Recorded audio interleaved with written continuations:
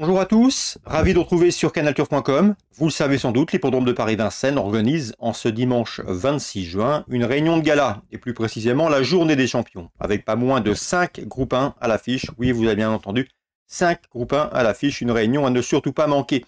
Nous évoquerons donc ces différents temps forts dans l'émission, mais également le quintet dans la première partie du programme. J'aurai également quelques coups de cœur à vous indiquer concernant les réunions de Paris et de Nancy, programme chargé. Sachez également que vous pouvez liker et partager cette émission via nos différents supports sociaux, n'hésitez surtout pas. Le quintet, c'est le prix Bertrand de Loison, une épreuve qui rassemble des chevaux d'âge bien connus à ce niveau. Voici ma sélection. Le 3 Goéland Fort est un bon cheval, il vient d'ailleurs de s'imposer dans un quintet le prix de Quercy, et ce avec la manière. C'est l'un des bons chevaux d'âge pour l'écurie de Christian Bijon pour la période. À mon avis ici, en tête, il devrait pouvoir jouer la victoire. Je poserai le numéro 13, Élite de Giel, qui doit certes rendre la distance, mais qui vient de se conclure troisième du quintet prix de Quercy, remporté par Goéland Fort. Le 15, Elvis du Vallon, n'est pas le plus riche de la course sans raison.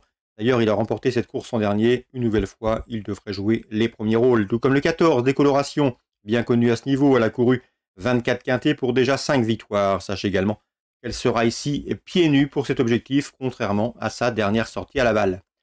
Le numéro 8, Enzo Dessart, est un cheval qui est un triple lauréat de quintet.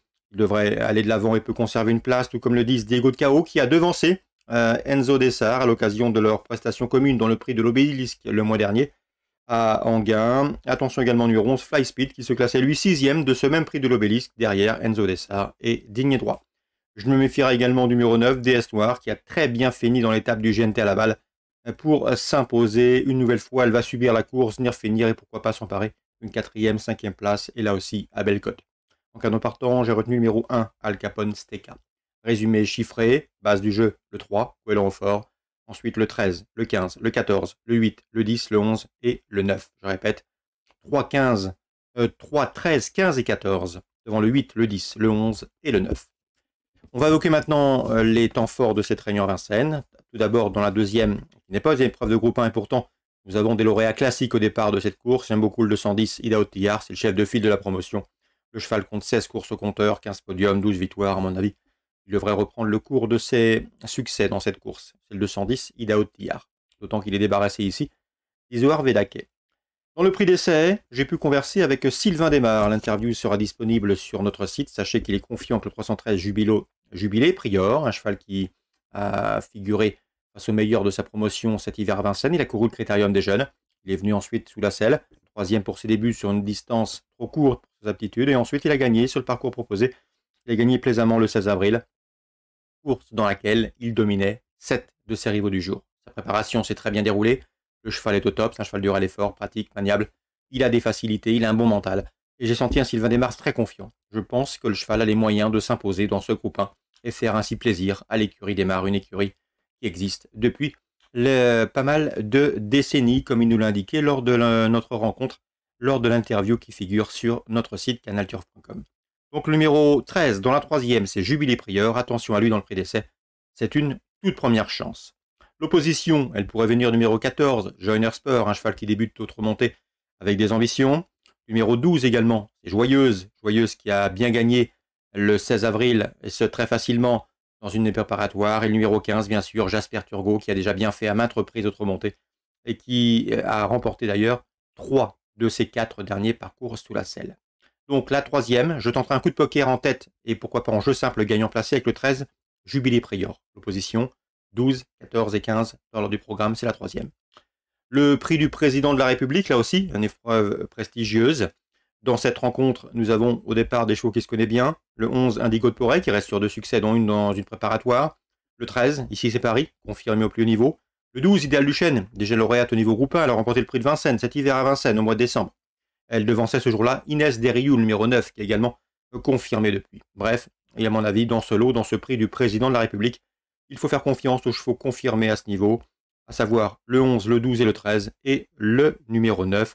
D'ailleurs, Idéal du Chêne et Inès Direo, le 12 et le 9, avaient devancé Indigo de Poré à l'occasion de leur prestation commune dans le prix de Vincennes, groupe 1. On passe maintenant au prix Albert Viel, la 6e.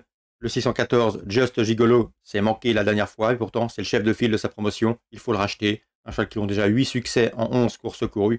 Et à mon avis, ici, il va jouer la victoire avec le numéro 15.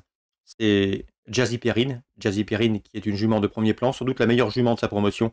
C'est de là devrait une nouvelle fois s'expliquer pour la palme comme ils l'ont déjà fait. Attention également pour une place à belle cote, pourquoi pas une troisième place à grosse cote, numéro 10, Jag Strick. Je sais que l'entraîneur Cyril Beunier l'aime beaucoup, un cheval qui aime pister, qui aime courir caché, mais il possède une redoutable pointe de vitesse finale. En critérium, il aurait terminé plus près avec un meilleur parcours. Et à mon avis, la surprise pourrait bien venir de ce numéro 10, Jag Strick. Donc pour moi, dans la sixième, le prêt Verdiel, 14 et 15, bien sûr, la logique, et pourquoi pas une cote avec le 10, Jag Strick.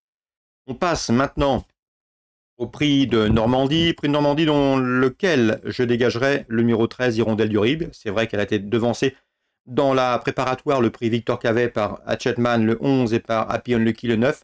Mais cette fois-ci, elle sera pieds nus. Joël Allais, son entraîneur, a axé sa préparation sur ce groupe 1. Sachez qu'à pareille époque, l'an dernier, elle avait remporté le prix du président de la République. Elle tentera donc le doublé, prix du président de la République et prix de Normandie, un doublé réalisé par Gladys Desplaines et de manière plus ancienne par Rombaldi, si ma mémoire est bonne.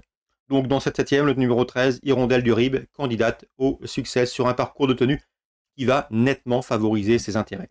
Je pense que le numéro 7, c'est Andy Bourbon, aura pas mal de supporters. Un cheval qui vient de faire sensation sur un parcours de vitesse, mais c'est un cheval qui aime animer la course, débouler, à mon avis, sur ce parcours de longue haleine. Il peut trouver le temps long, raison pour laquelle je lui préfère donc Hirondelle du Rib, le 13. Et à mon avis, il va prendre sa revanche sur le 11 et le 9, et le numéro 7, Andy Bourbon, qui va sans doute animer la course et qui peut conserver bien évidemment une place, vu la démonstration qu'il a enregistrée dernièrement, autre montée. Donc le 713, ma préférée, l'opposition dans l'ordre du programme, 7, 9 et 11. On peut parler également du prix René Vallière, qui me semble très ouvert, difficile de dégager un pronostic sensé. Dans cette épreuve, nous avons plusieurs des protagonistes du dernier Grand Prix d'Amérique. D'ailleurs, 9 des 10 partants ont participé à l'épreuve reine du calendrier le dernier dimanche de janvier. Donc l'épreuve est ouverte. On retrouve sur notre sol Étonnant qui vient de porter haut la bannière tricolore en Suède en remportant notamment la finale de Lead Club. Il revient dans l'Hexagone avec des ambitions. Nous avons également Gallius dans cette course qui a terminé deuxième du Prix d'Amérique. Nous avons également Vivid Wise Eyes qui évoluera sur un parcours de vitesse à son entière convenance, un numéro 1 piège, mais le cheval apprécie les parcours de vitesse. Bref, vous l'aurez compris, l'épreuve est très ouverte et j'ai du mal à ici dégager quelques préférés. Je pense qu'il faut élargir vos jeux. On passe maintenant à Parilly. On va vous parler du Grand Prix de Parilly, qui sera également la 6e étape du défi du galop. Dans cette épreuve, mon préféré, c'est un cheval. Ce n'est pas une femelle, le 801 Irésine.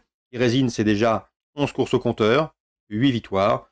Irésine, c'est également 5 courses à Lyon-Parilly pour autant de succès. Pour sa course de rentrée, il a gagné plaisamment. Et à mon avis, ici, c'est le cheval à suivre, le cheval à jouer dans cette 8e course à Lyon-Parilly, cette 6e étape du défi du galop. C'est le 801 Irésine. Concernant maintenant Nancy et Réunion 5, j'aurais un coup de cœur pour le 516 Incognito de Loup. La dernière fois, ce cheval s'est imposé avec de la marge sur les prud'hommes d'Amiens, c'était récemment. À mon avis, s'il répète cette valeur, il sera une nouvelle fois difficile à déloger. C'est le 516 Incognito de Loup. Au cours de cette réunion, je vous invite à suivre également l'écurie de Philippe Daugeard, qui se déplace sur les prud'hommes nancéens avec des ambitions, notamment avec Philou Chardet dans la 3e, le 14, mais également avec Fatal du Dôme dans la 7e, qui en amateur trouve une belle occasion de se mettre en évidence. J'ai cru noter que c'était le 707 pour Fatal de Dôme et Philou Chardet le 314. Ça, c'est pour Nancy en Réunion 5. Voilà, l'émission était assez chargée, avec pas mal d'informations et de courses intéressantes à évoquer. J'espère qu'elles vous seront fructueuses. J'espère que le spectacle également qui nous sera proposé à Vincennes vous apportera satisfaction. Je vous le répète, n'oubliez pas de liker, de partager ce programme s'il vous a apporté du plaisir. Quoi qu'il en soit, on se retrouve très bientôt sur canalturf.com.